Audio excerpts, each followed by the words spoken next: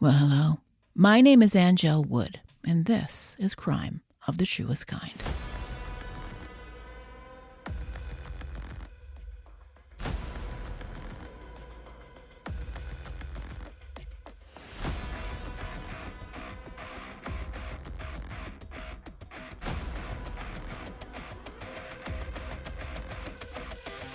Happy New Year, everyone. I make the joke that greeting expires on February 14th. I picked that very randomly, aside from it being sort of a holiday for people. Earlier? Should it expire earlier? Possibly, but definitely not later. My name is Angel Wood. Crime of the Truest Kind is about New England crime stories and history. The things that happen here. And crime is history, and sometimes history is crime. Part of what I do is talk about where these things take place. The cities, the towns, and the landmarks. They all relate to those locations and are a part of the story. Like Taunton, the Silver City. Not every town has a mall to wax nostalgic about its former glory. This is an important story to tell. So many of you are interested in what happened to Debra. Debra Melo is missing. This year marks 24 years that she disappeared. She did not just leave. There was no reason to walk away from her family, her daughter, her son. And this is part 2 of Debra's story, with Steve Demoura, Debra's brother-in-law and dedicated advocate to get justice for Debra and her family. Please do go back and listen to episode 55 if you have not. This is episode 56. Where is Debra Melo? Taunton, Massachusetts.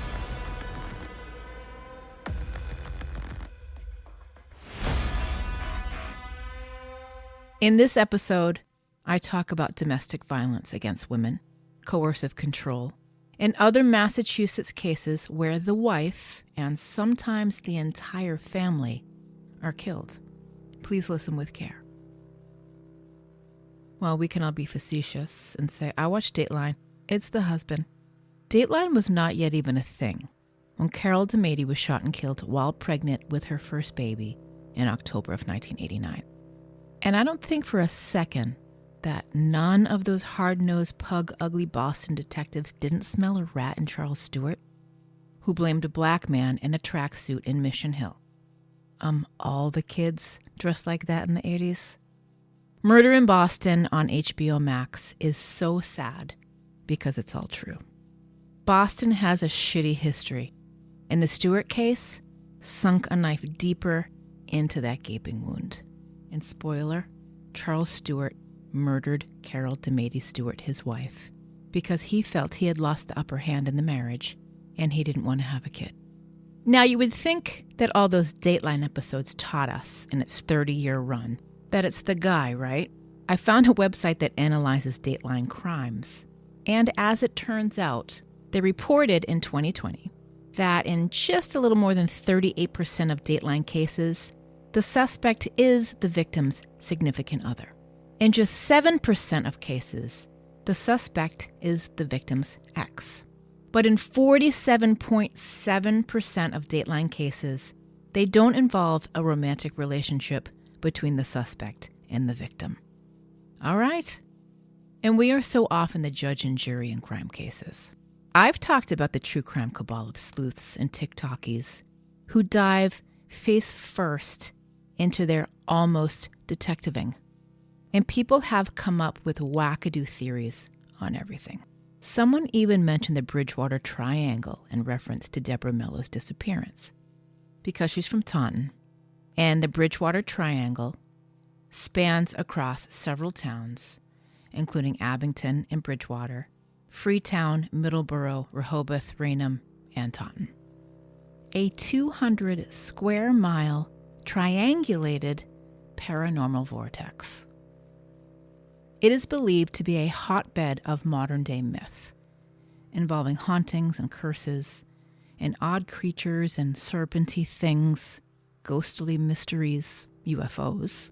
The one and only time I heard the word pukwudgie And part of the lore includes the ominous tales from the Taunton State Hospital, once known as State Lunatic Asylum, that housed a few serial killers in its day. Now, this is all fascinating to me, and for another time. Now we know for years and years and years and years, women have faced overbearing, demanding, vengeful, and prideful husbands. You know, the vindictive Charles Stewart types. Yes, I know this can happen to men, but real talk here. I won't throw a lot of stats at you, but the National Domestic Violence Hotline says that almost half of all women and men in the U.S. have experienced psychological aggression by an intimate partner in their lifetime. 48.4% and 48.8% respectively. 1 in 4 women, that's 24%, and 1 in 7 men, at 13%, by the age of 18, in the U.S., have been the victim of severe physical violence by an intimate partner in their lifetime. That's incredibly sad to me. I do understand how attitudes have been different around this topic, generationally, culturally, and that things have been changing. But what has not changed is that it can happen to anyone. No one is exempt from this. And it's nothing that someone has done to deserve it. Just 1 week ago in Andover, Massachusetts, one of, if not the wealthiest towns in the state, just 30 minutes west of the city of Boston, with a population of not even 6,000 people, a family was murdered. Familicide, sometimes referred to as family annihilation. By all appearances, this family would make some people envious. They lived in a massive home at the end of a private road called Wilson's Way, where a sign greeted the welcomed visitors to Enchanted Acres. I say welcomed visitors because they don't want no riffraff there. The 19,000 plus square foot home on 5 acres on a tree-lined street, tastefully decked out for the holidays. But on Thursday night, just a few days after Christmas, a relative was compelled to check on the family after not hearing from anyone inside the home. When that family member arrived, they found the bodies of an 18-year-old girl who was in her first year of college and her mother, dead of what they would later learn was gunshot wounds. Nearby was the body of the husband and father. Preliminary autopsy results confirmed that 54-year-old Teena and her daughter Arianna were victims of homicide by gunshot. The husband and father, Rakesh Kamal, 57, was also fatally wounded, self-inflicted. In the preliminary investigation into the family, it was learned that there were financial problems. We don't know the full scope of that yet. But what seems most obvious is this man made decisions for the 2 women in his life. They would have chosen differently. Last January, we first heard the story of Anna Walshe, a working mother of 3 young boys who didn't show up at her job as regional general manager at a Washington, D.C. firm after New Year's weekend. She was never seen again after her New Year's Eve guests left in the early hours of January 1st. Her husband was caught in ridiculous lies. There was no ransom note. Searches of their rented Cohasset home and searches of dumpsters and a transfer station on the North Shore turned up evidence. Anna Walshe's husband has been charged with her disappearance and her murder. I also covered it in episode 39. This is the no-body case we talk about in part 2 of my interview with Steve Demoura coming up. In February, a man in Andover, Massachusetts, murdered 55-year-old Linda Robinson and her 12-year-old son, Sebastian. The man, Andrew Robinson, the husband and father. There are reports that he was experiencing depression before he killed his family. And the story of Breanne Pennington in Gardner in October that I told you about in a recent episode. Breanne is episode 51. Breanne was the young mother of 4 children, whose husband shot her in the bedroom of their home with all 4 of their small children in the house. Oh, I can only hope they did not know what was happening. That husband, Breanne Pennington, was having mental health issues. What kind, to what degree, I don't know.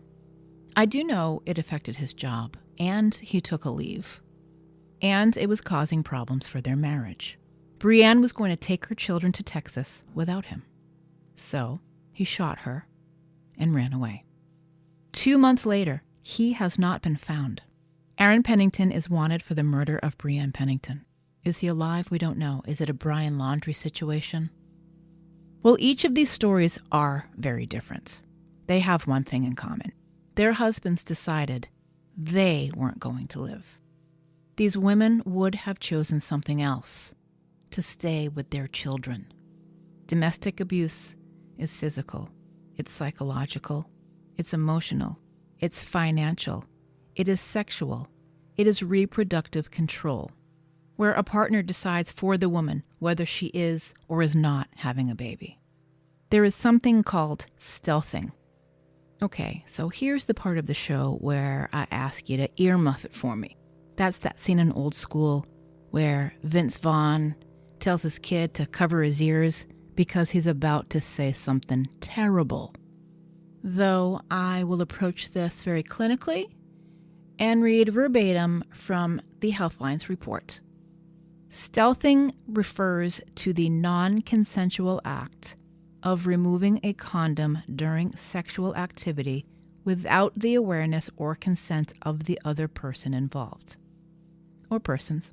The term can also be used to refer to a person damaging a condom before or during application without their partner's knowledge or consent, so that it becomes less effective at preventing pregnancy or STI transmission.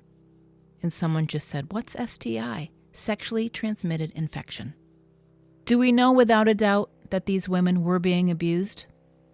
Too often abusers act on the threat of, if I can't have you, no one can. And they see to it. The best evidence is that these women are no longer living. The National Domestic Violence Hotline has many resources on how someone can make a safety plan. Online at thehotline.org. 1-800-799-SAFE. 1-800-799-7233. Resources are available for anyone in need, or maybe you're not sure you need help, and you want to ask. Debra Melo was going to leave, but she wasn't afforded that choice. Do go and listen to episode 55 if you have not. Debra Marie Melo, the 30-year-old mother of 2 from Taunton, Massachusetts, went missing on June 20th, 2000. She wanted to divorce her husband. She wanted to transfer to another Dunkin' Donuts, from where she and her husband had worked essentially side by side. She had the support of her family. Anyone who's spoken about Debra Melo's husband, Louis Melo Sr., has said that he was controlling and he was domineering. That he would follow her when she went out. He would watch her, stalk her. Debra wasn't able to go out and have a visit. Louis Melo would call looking for her. He had to keep tabs on her all of the time. Was she in an abusive relationship? Well, those are some key characteristics. And there was an emergency order of protection filed in 1996. But Debra is not here to tell us what her experiences were. What we do know is that she left her home that Tuesday afternoon for a doctor's appointment. Louis Melo drove her to Weymouth, 30 or so miles from their home in Taunton, and she never came back. That's what Louis Melo told her children. Your mother didn't come home. She was not reported missing that night when she did not return. Louis Melo claimed he went back to Weymouth, where he said she had gotten out of the car that afternoon. Debra was not reported missing until the next day when other family members urged him to do so. Louis Melo did not call anyone looking for Debra on that evening of June 20th. Something her friends and family said he did regularly. He didn't go looking for her. That's when his story changed. He didn't call anyone on Wednesday morning to ask if they had seen Debra or if she had tried to contact them. Prior to June 20th, Louis Melo did not leave Debra alone. And then, just like that, he stopped calling looking for her. She didn't come home, and he wasn't concerned. Remember this.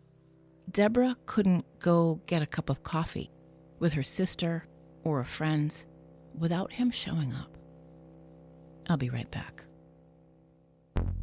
Please support Crime of the Truest Kind, and there are a number of ways to do so. Listen to the show. Tell your friends about it. Share it on social media.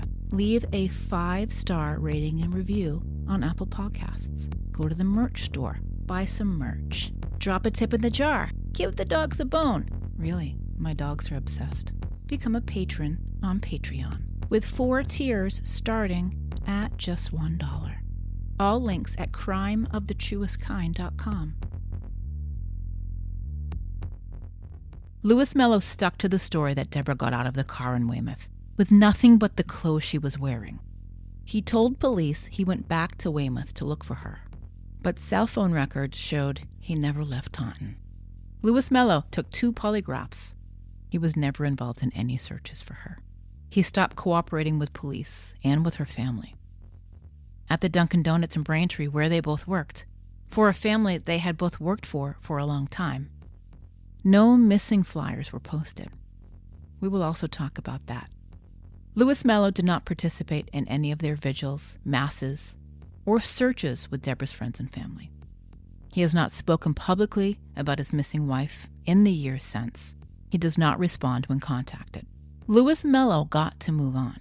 In 2003, he was arrested for domestic assault against his much younger girlfriend, about 15 years younger, a woman named Samira de Oliveira. He received 1 year's probation. And then, in 2006, he was granted a divorce on grounds of abandonment by Debra, where he then married Samira de Oliveira, the woman he was charged with abusing.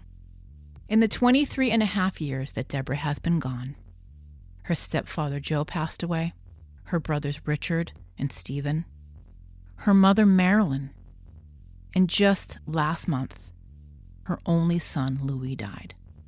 That is a great deal of loss for a family. In 2017, there was a development in her case, and we will talk about it coming up. There was a dig in the area of Bryan Drive in Taunton, less than a mile from where Debra lived with her husband and children. The site was under construction at the time of Debra's disappearance. The Mellos resided at 60 Bailey's Road in Taunton then, and the Mellos, Louis Melo, his wife, and their daughter, still do. This is all public record. This is the second part of my conversation with Steve Demoura. We go over a number of things, and I could tell you everything that we talked about, and I just shared some of it with you. But I think what's most important with these cases is that we understand and empathize with what families are going through when their loved one disappears and they feel helpless. This is the second half of our conversation.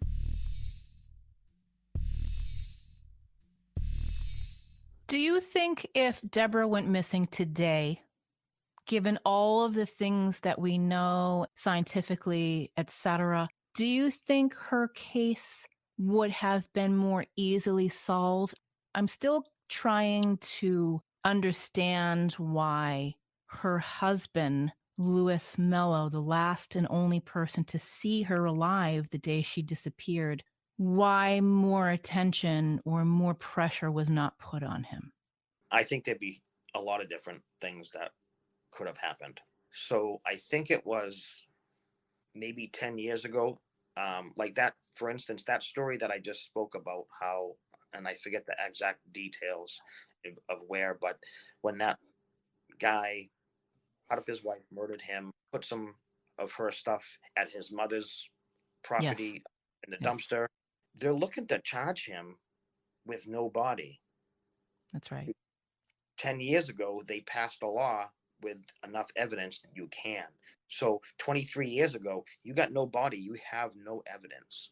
What I was talking about just a few minutes ago was, if we don't have evidence in somebody's backyard in Weymouth, or if we don't have evidence in somebody's backyard in Taunton, then you're not going to go searching there because there's too many hoops without a probable cause. You can't go search something. 23 years ago, it took weeks to get the phone records. And for instance, like a fact of, I was speaking to the Bristol County detective a short time ago, and she said the technology that we have now, even with the canines, is far, far better than what it was 23 years ago. The technology we have for DNA, the technology that we have, ring camera was not around, surveillance were not around. I mean, there's so many things that are different that could have helped. What do you and Debra's family believe is true? I would never speak on what Alyssa is, the daughter. I've always, like, in the back of my mind, any interview or any time I was speaking on the radio or on TV or to law enforcement was different. I could say exactly how I felt, but publicly, I just couldn't say too many bad things because it's still her father. She only Right. has one parent left, and that's him. So until proven guilty or innocent, Patty and I divorced in 2001. So it wasn't that long after Debra. And I know just from a divorce what my kids went through. So I can imagine what little Louie and Alyssa will go through with a name of Debbie Mello in the city of Taunton. So I respectfully, I would never answer for Alyssa and how she felt. How I feel, she absolutely went to the doctors. She absolutely purchased skincare products. And from that point on, anything that happened is definitely against her will. And I think it was premeditated. Because you understand that she was planning on leaving him. She was planning on finally leaving him. The reports, as I understand it, there hadn't been violence in the home for a period of time, but there had been some violence against Debra in earlier years, right? Yeah, he was just very, very possessive, wouldn't let her out of his sight for a minute. Didn't want her to have friends, didn't want her to have a social life. It was all just what he wanted. So if she was with us or we were, together with the kids, at a park or wherever it may be, like he would call up, "Where's my wife? Where's my wife?" No, I mean, she has a name. "Hey, where's Debra?" "No, hey, where's my wife?" That became part of the story where he was known to be watching Debra. And oftentimes, her sister Patty's her name, right? Oftentimes, he's been seen watching them. And interestingly enough, the night she didn't come home, he didn't call looking for her at all, not one time. Right. February, they went on a cruise. Debra came to us and said, "Hey, we're gonna go on a cruise, and then after the cruise is over, we're gonna get a divorce." I'm like, "Oh shit!" Now he's gonna like throw her overboard, you know. First thing I thought of, and I was saying something to my wife at the time. I'm like, that doesn't sound right." She's like, "He's agreeing to it, and I'm gonna stay in the house with the kids, and he's gonna move out." And that's when I'm like, "Debra, listen, he's not gonna do that." And this was, I think, in like November. I'm like, "Well, listen, if that's what you're gonna do, you need to open up your own checking account or your own bank account now to put your money in because it's going through a divorce isn't fun. You're gonna need your money, and if he's gonna start controlling you about your money, you need to have your own account." February came and went, so they did do that, and he never left. It wasn't gonna happen. It's not gonna fix anything. But he knew that she wanted a divorce. He knew that things were not good. And of course, it's a standard statement from somebody that's not in the right mind. "Well, if I can't have you, no one will." I don't believe the whole story. Whatever it is, it was against her will. I'm not a fan of the owner of the Dunkin' Donuts. I'm not a fan of his daughter. His daughter would basically run the facility. And that's where Debra confined to her and said, "Hey, listen, I want to move. We're going to get a divorce." move me to another Dunkin' Donuts where I can work. And that never happened. And I believe that she told Louis everything about what was going on. The day that we went on the 21st, so we went to the Dunkin' Donuts to find out what was going on. Anybody seen her? The ladies up front, oh, she's at home. She's on vacation. No, she's not.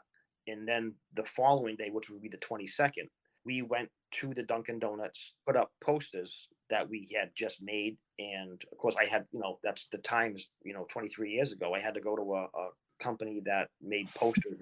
I was putting these things up everywhere. And the owner or the daughter, they kept taking them down. Not one poster was up ever. This guy, he was more than just a boss. Like, he helped purchase vehicles. He was like the marriage counselor.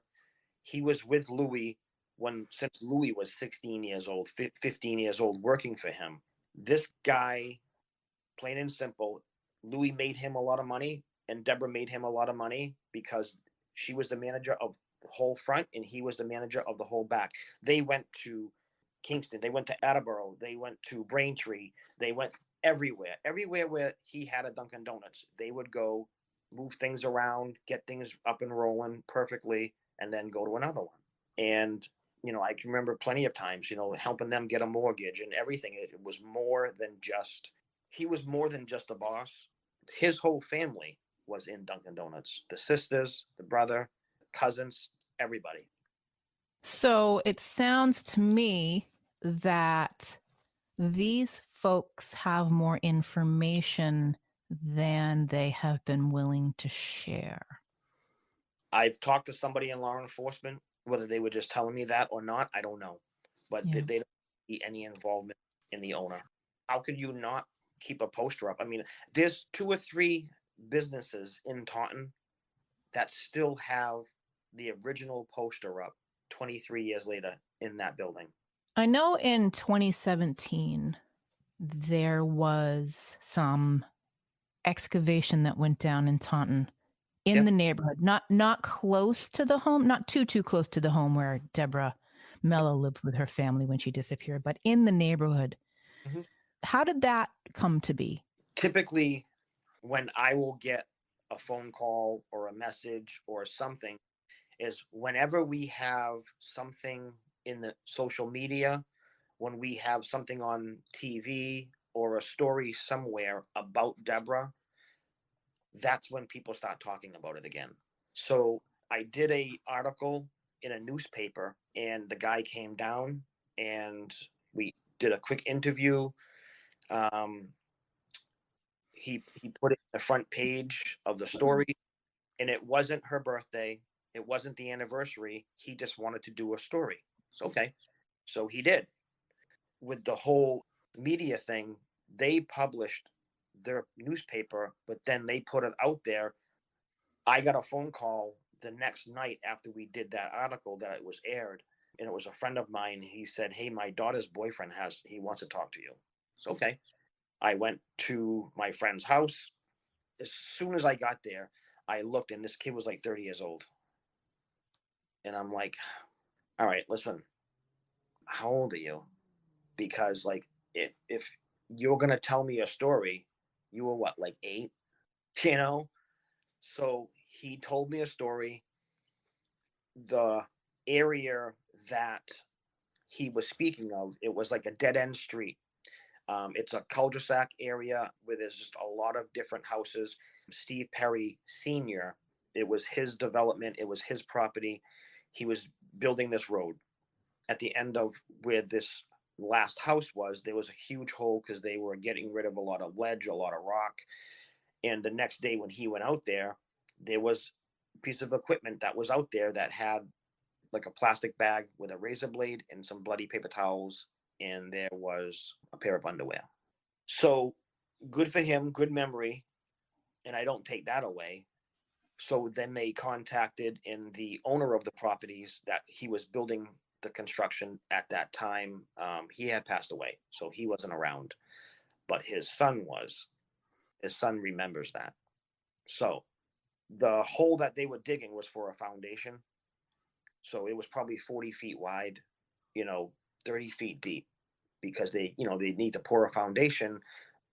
that's full height, inside of this area that they're digging. And it was just like a dirt path, like an access road. It wasn't asphalted and everything. So it was definitely under construction. So he did recall seeing that back at the time, 17 years ago, on the Bobcat that was there, the piece of equipment. So the police questioned him and then said, you know what? We're not going to tell anybody. We're going to take the dogs out and then see. The canines went to a particular tree that was planted after the house was built, and they got a scent from the tree. So if there was something underneath that tree as a body, that body gets into the roots of the tree and it wicks into the tree, and that the dogs can actually smell that, and they did. So that's when they started digging up the front yard. They got consent from the people who purchased the house a year prior, and they dug for a while. The media was just absolutely going crazy. So 2017, Facebook's all around. So now my phone's blowing up. I can hear helicopters in my area because, when they circle, they're not circling just over, that particular house.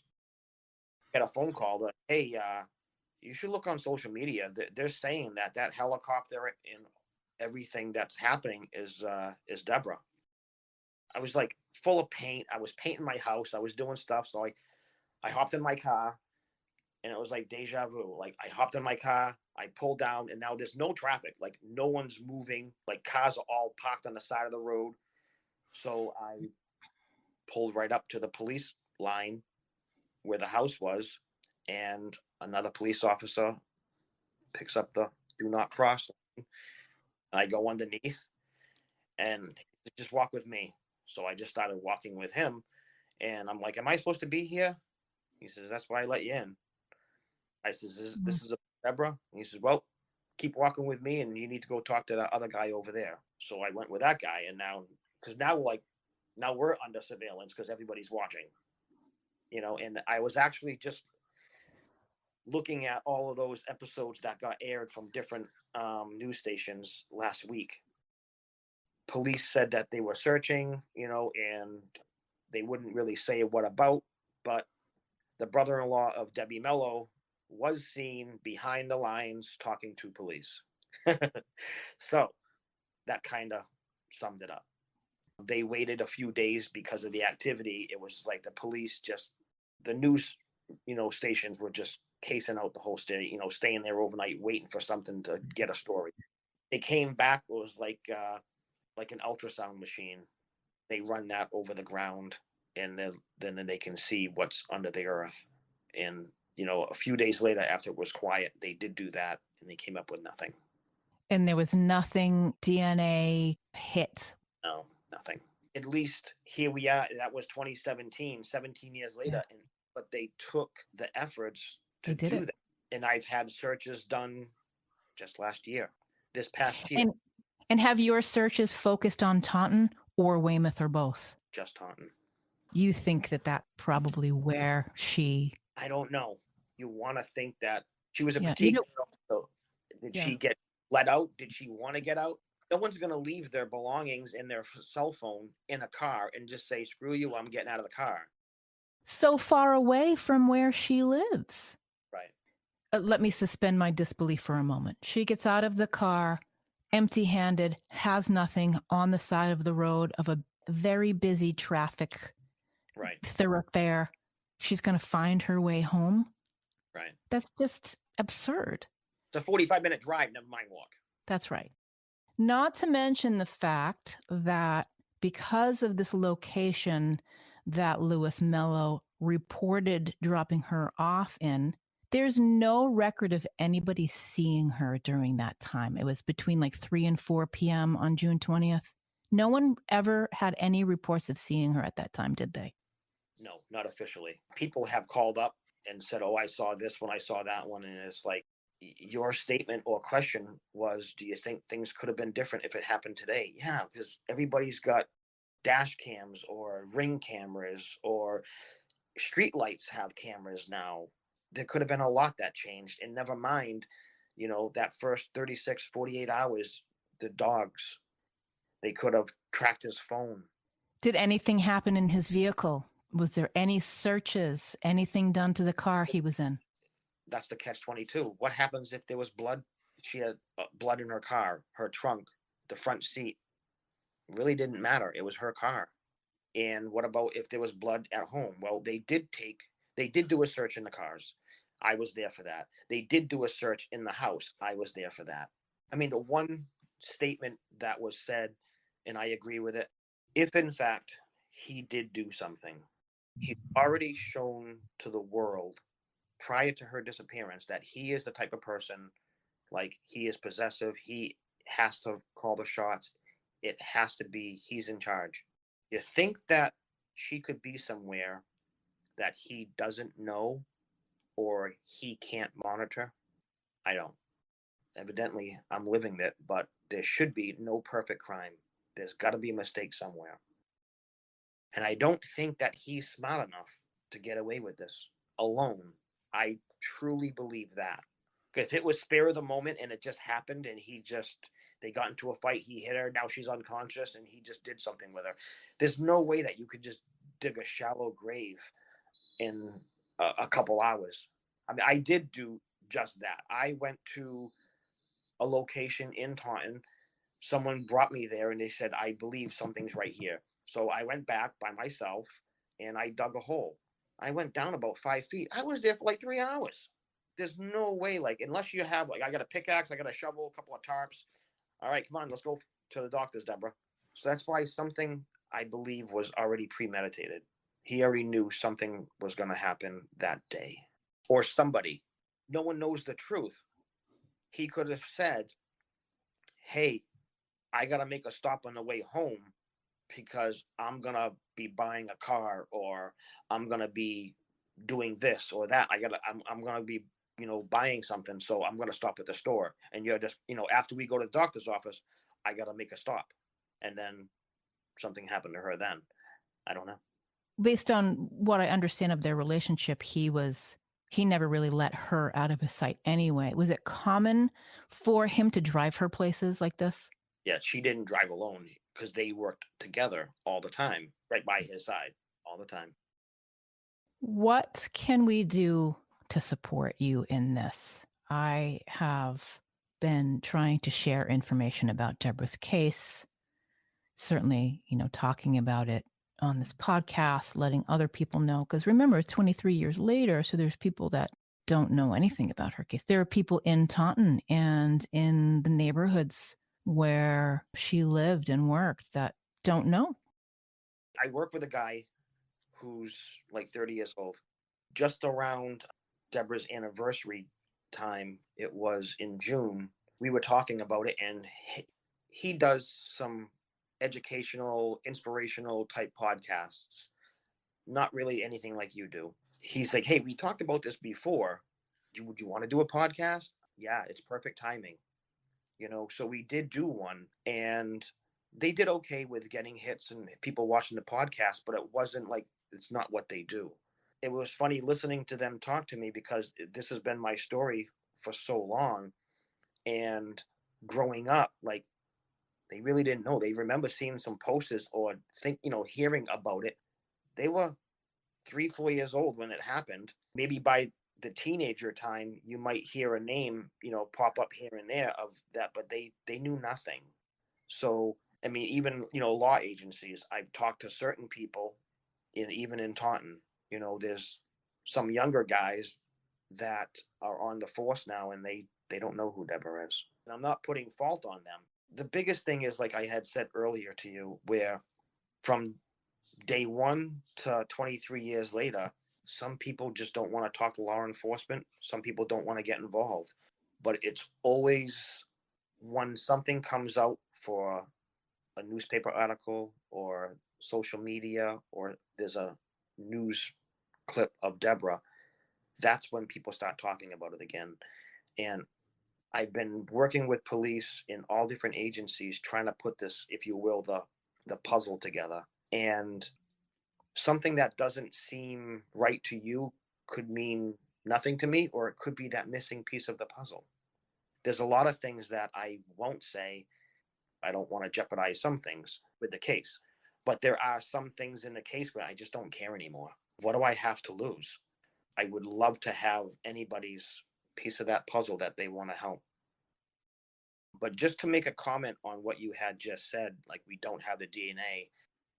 Patty's mother, Debra's mother, passed away during COVID. We have her DNA. Patty and her mother, we could pretty much figure out if something was found, if it was Debra. Absolutely. We have dental records and everything else. If something was found with today's technology, it could be determined. Science is solving these cases that have languished for years and years and years because of the advent of DNA technology. It's absolutely possible for a case like Debra's. We've said it from day one, and even right now, somebody out there has to know something that I don't. So all I need is just that little help of what you might know. I think it would be very important and very impactful to bring it to no eyes and ears and generate some new interest. And that could include billboards, and that could include some kind of reward. People have seen cases like this, not unlike this at all. Anything is absolutely possible. How long has it been since you saw Debra's daughter? I see her frequently. Do you think that she would have some input on re-energizing her case? Do you think that she would have an opinion as to whether she wants to do it or wouldn't really want to do it? I think she would. That would be something I would speak to her about for sure. She's always thanked me for the efforts that I've done for her and her brother and the whole family. I divorced Patty in 2001. I didn't divorce the family. I'm still here. You have been there front and center. You have been the face of this entire case, Steve, for a long time. That is a remarkable show of character. Certainly, we know what life is like. That's easy to do. Like, oh, I got this other stuff. Somebody watching might not realize it, but that's a statement because in June is the anniversary. October 17th is her birthday. And if anything ever comes up and the police or somebody says, or they contact Patty, Debra's sister, and says, hey, what about this? Patty's like, you probably need to talk to Stephen because I'm not really sure who we spoke to and I'm not good remembering names and stuff. My biggest thing is I don't have closure. So because I don't have closure, everything's just so active in my brain that it's right there. I remember tons of dates, tons of people, and every event that I think happened, I still remember them like I was there because I don't have closure yet. I would love to have closure on this and let her rest at peace. Whenever something comes up and someone says, hey, you need to go take a look here, you need to talk to this person, I make it a priority to the best that I can, and I do that. I've gone so many places and talked to so many people in the past 23 years and made her a priority. It was a lot. It is a lot, but it's what we got to do. How do you feel about the way that, I know you said that the town, a lot of the local police have handled this pretty well. How do you feel like the state overall has handled a unsolved missing persons case? In this case, we're referring to Debra. Physically, you would see Taunton police officers out there, whether they're diving in the water or they're local department out there searching the woods. But the state police were always there. I feel that they did okay. I'm not a police officer, so I don't know cuts that they made and the shortcuts that they did. They follow up on everything. To this day, I've talked to the state trooper that's involved right now. Anytime I have an issue, anytime I have something, she actually will reach out to me. I messaged her. Somebody first called the father and said that little Louis passed away. He called Alyssa, and Alyssa called me immediately because she knew that I was speaking to him when he was in jail. So she called me. She's like, what's going on? My father just got this phone call. Is this true? I often wonder from a family perspective what the opinion is of how the state has handled things, because I've been part of the Murdered and Missing Loved Ones Coalition in New Hampshire very recently. This is something that I was a part of. And it was a big group of family members who have no resolution to their loved ones' cases. And we all met at the Attorney General's office in Concord, New Hampshire, and they want answers, and they want attention, and they want some time and new efforts put in. And like you, a number of these families believe they know who the perpetrator is, yet nothing has been done. It's very typical to get a little bit more active on the state level when you have an election year. Sorry, but not sorry. Oh, no, we're going to be working on this. We're going to be doing this. Seriously, you just threw that out there that you're working on all these unsolved cases to get a vote. I'll set up a meeting. I'll call you out on that. And I did in Bristol County. Well, since you said that out loud, let's set up a meeting. People use what they want to help their votes, when it's a political year. Sad to say, but you're absolutely right. Thank you for being receptive to talking to me, and thank you for really being the entire voice for this case. But I do know that there are some things that we could do and get some new eyes on it and get some new interest. I know Bob Ward at Boston 25 is always great with what he does.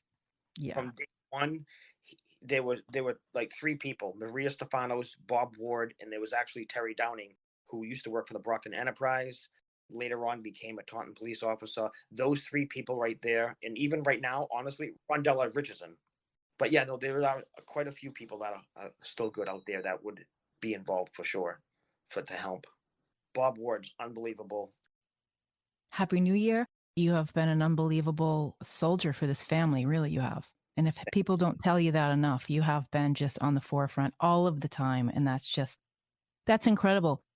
More families need the willingness and the heart of an advocate like you have had. Thank you. Nobody signs up for this. No family member signs up for this. That's a true story. Nobody wants this. I have developed some relationships with people who are in a very similar situation. It's very difficult.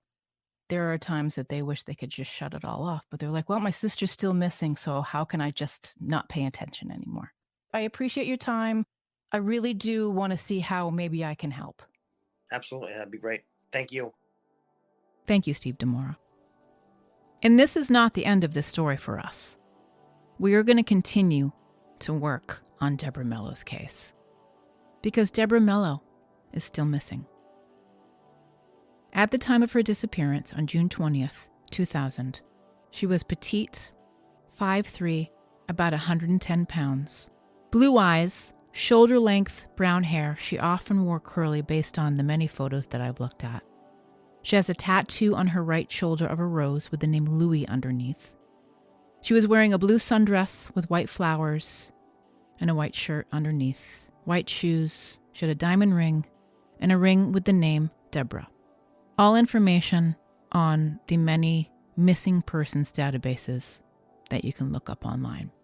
If you have any information about Debra Melo, about when she went missing, if you overheard someone, if you saw something, if you know something but have been afraid to say it, you can email me.